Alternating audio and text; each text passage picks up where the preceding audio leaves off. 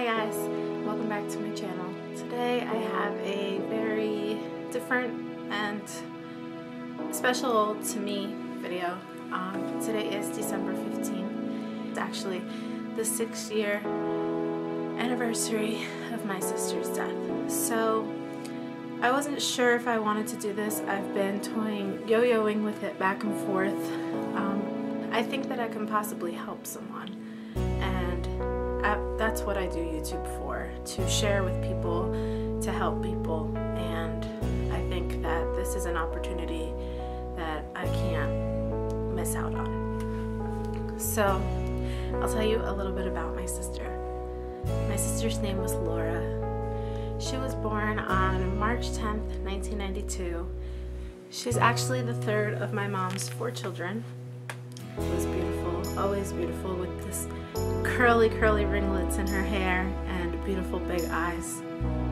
Something about Laura that I probably miss the most, and I'm sorry if I cry, is that she was always making somebody laugh. She could be having the worst day and she could still make you laugh. If she saw that you were having a bad day, she would do everything silly possible to make you laugh. My sister was an amazing person. She was one of my best friends. Laura was the first person I told that I was pregnant. She was my confidant, and I knew that if I needed someone to back me up, that she would be that person. And in all of my heart, I hope and I think that she did know that I was also that person for her. Her spirit is one of the most beautiful spirits I've ever known in my life, but she was troubled.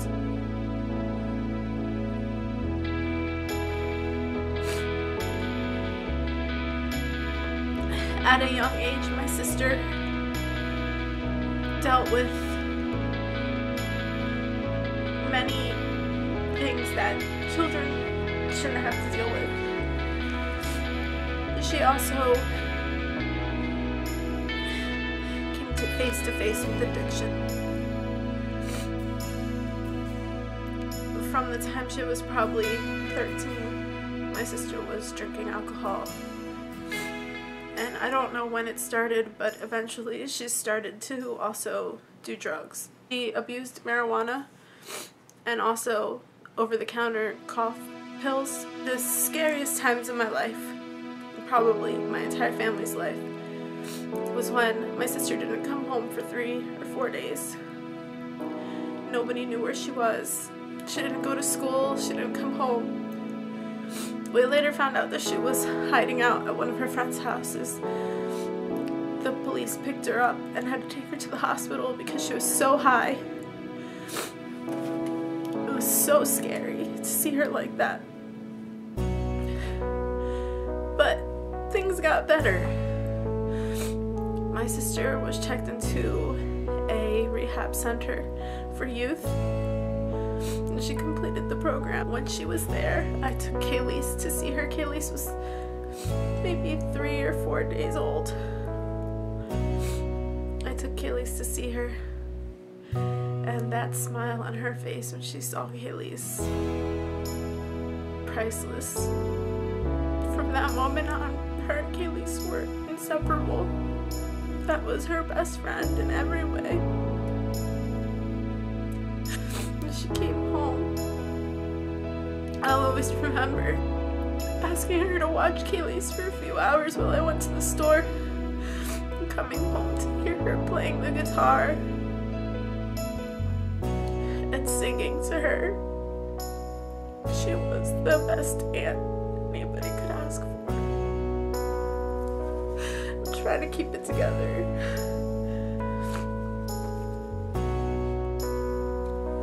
She seemed to be doing so much better in ways that we were so happy about. We were so proud.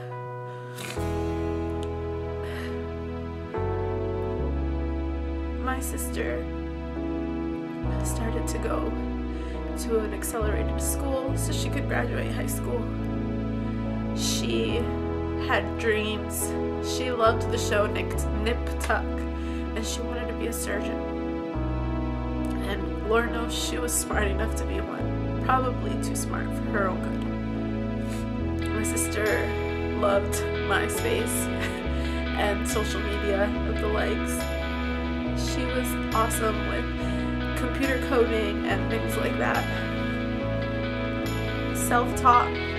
Halloween of 2008 came around, and Laura came with us to take Keillisse trick-or-treating for the first time, and we just went to a shopping mall. And while we were there, she picked up job applications. Because that's the thing about Laura, she had goals. She had them written out on her calendar. She knew what she wanted to do and by when she wanted to do it. And in a lot of ways, I think that was part of her downfall. She got a job at a toy store. She was so excited. I took her to get her first pair of work pants because she had to wear a specific kind of pants. And I just remember how excited she was that she was going to have this job and that she was going to be able to earn her own money to save up to buy herself her car. And she was going to get her driver's license, and everything was going to be the way that she wanted it to be. She was getting so much better. Everybody was so happy.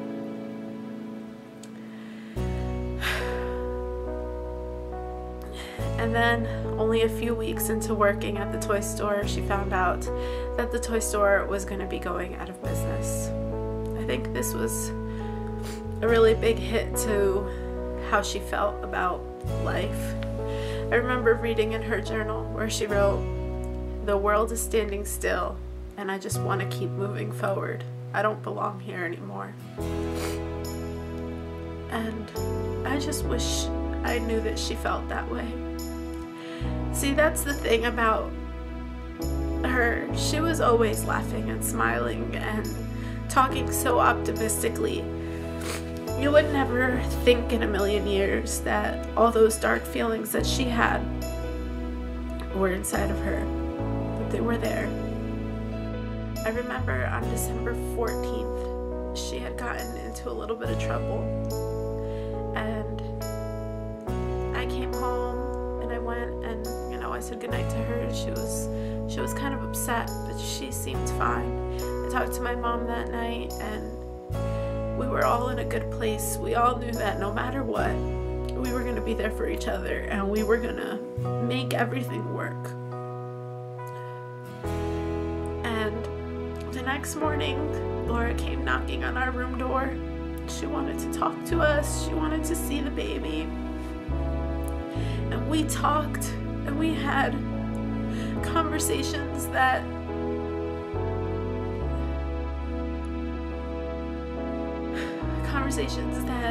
only somebody that you would think that somebody that was only looking forward to the future would talk about. We talked about college. She was looking into programs of colleges because she really, really, really wanted to be a surgeon, and she talked about how she knew that she didn't want to do drugs anymore because she didn't want to end off a drug addict at 35, and she wanted to be a responsible and successful adult. And we were so proud of her. That day at around 9 a.m. we had an appointment, and we had to go, and I thought about inviting Laura to come with us. This is probably something I beat myself up for the most. I didn't invite her to come because after our appointment, I wanted to do some Christmas shopping. And so we said our goodbyes and we left. And that was the last time I got to see my sister alive.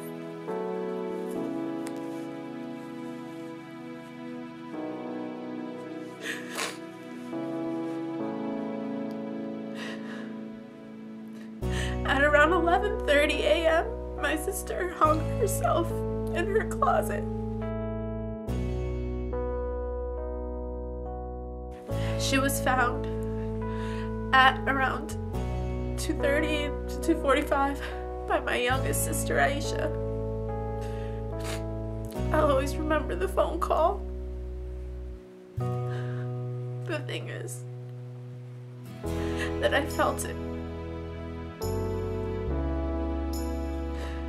when we were shopping and we were out. I said we really should go home. You know, I want to clean up the kitchen for my mom.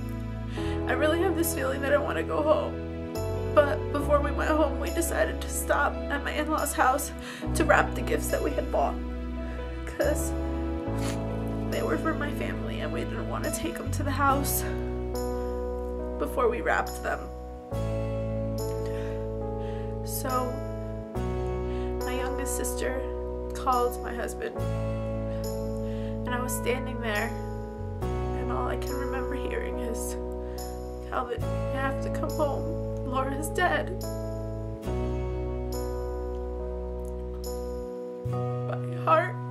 My heart broke so many times. I didn't even care anymore. I just told my in-laws, I have to leave the baby here, I have to go. In the dead of the winter in New Jersey, I walked outside with no shoes on and no coat. We had to get there, and I wasn't waiting any longer because I wanted to save her. I wanted it all to be just a mistake. I wanted it to be fixable. My sister left a letter. She left a letter with no answers. All it said was, "Mommy, I'm sorry and I love you." And then she listed out our names and my daughter's name and some of her closest friends, and she said, "Thank you for everything you've done for me." But the most telling part of that entire letter was the smudge in the ink where one of her tears had fallen, because she was in pain and we didn't see it. She was hurting and we didn't know why. For years and years and years, I've racked my brain trying to figure out what could have went wrong from those uplifting conversations about college and the future to 2 hours later when she made the decision to take her own life. But the truth is that we'll never know. The answers left with her. I guess the one thing that I think I want everybody to know is, if you're dealing with depression or you're thinking about suicide, talk to someone. If you somehow think that by taking your life you're going to be solving your problems, solving everybody's problems, and taking some sort of burden off of their shoulders, you're wrong. When I lost my sister, I didn't feel relieved because maybe we wouldn't have to deal with some of the issues that might have come or anything like that. I didn't feel relieved. I missed her more than I could explain. I wish she was here. My son never got a chance to meet his aunt. My niece never got a chance to meet her aunt. My daughter doesn't even remember her. She just knows about her what we've told her. And it shouldn't be that way. The world may feel like it's at a standstill, especially if you're young and you have goals and you feel like you just can't accomplish them because there's so many obstacles. But those obstacles are gonna make you stronger. The world is gonna go and you're gonna go with it. And there's so much that you can do. There's so many places you can go. Life gets better the older you get, the more you figure things out, the more wisdom you have. And yes, it's always hard. I can tell you that right now, 27 years old, I struggle. We all struggle. But it's worth it. I know it's worth it when I look at my kids I know it's worth it when I see people being kind to other people. We live in a cruel world, but we need kindness. If you feel depressed, if you feel like you want to take your life, please reach out to someone. Reach out to me. I'm here if you need somebody to talk to. Express what you're feeling inside. Don't hold it in. Don't let it consume you, and don't let it become you. I'll never forget the person that she was. But I'll always love her. But I will never stop wishing that she was here. It's been 6 years, and the emotion is so raw. My heart still breaks every time I think about it. Because even if you feel like nobody would care, somebody cares. Somebody cares. Just open up about it. Just talk to someone. If you notice that maybe someone around you seems a little off or a little sad, offer them some type of love, some type of something, a smile, a hug. Show them that you care, because there's nothing in this world I wouldn't do to just hug my sister and tell her it's gonna get better. Keep going with your goals, don't give up, because we all believe in you.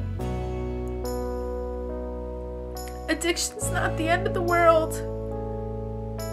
A little bit of trouble's not the end of the world. Losing your job is not the end of the world. Love makes the world go round. Love. And I know that there's somebody out there that loves you. This brings me back to another issue in this world. Bullying. You never know what the person that you are bullying is going through.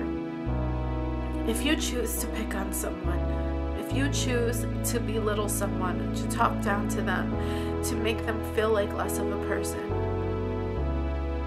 you are choosing to fuel a fire. You are choosing to allow them to feel horribly about themselves. You are choosing to push them towards an awful, awful end. Because bullying doesn't help your self-esteem. And if your self-esteem is low and you are depressed and upset and you feel like nobody could care, someone pushing you farther down into that is not going to be helpful. So please, people, be kind to each other. You don't have to be best friends with everyone, but be kind. Understand that depression and mental illness are real. They are real. And they don't go away just like that. But your kindness can help someone to feel better on a day where they might be thinking the worst. I couldn't save my sister.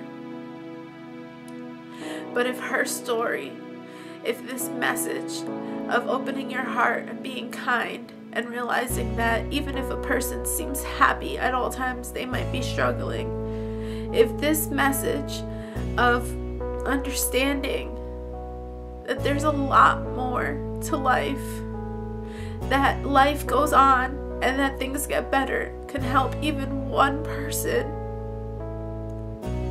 her story is worth telling. My sister was a beautiful person. My sister is a beautiful person. I feel her around me every single day. I see her in Keillisse in so many ways. And I know that she has found peace. I just wish that she could have found it here with us. Suicide sucks. It's not the answer. you're not solving any problems. And I know for a fact that if my sister could see the pain that me and my younger sister and brother and my mother and everybody in our family feel, that she would have never taken this action.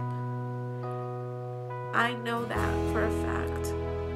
I really hope that in some way, somehow, I've helped open up somebody's eyes about suicide.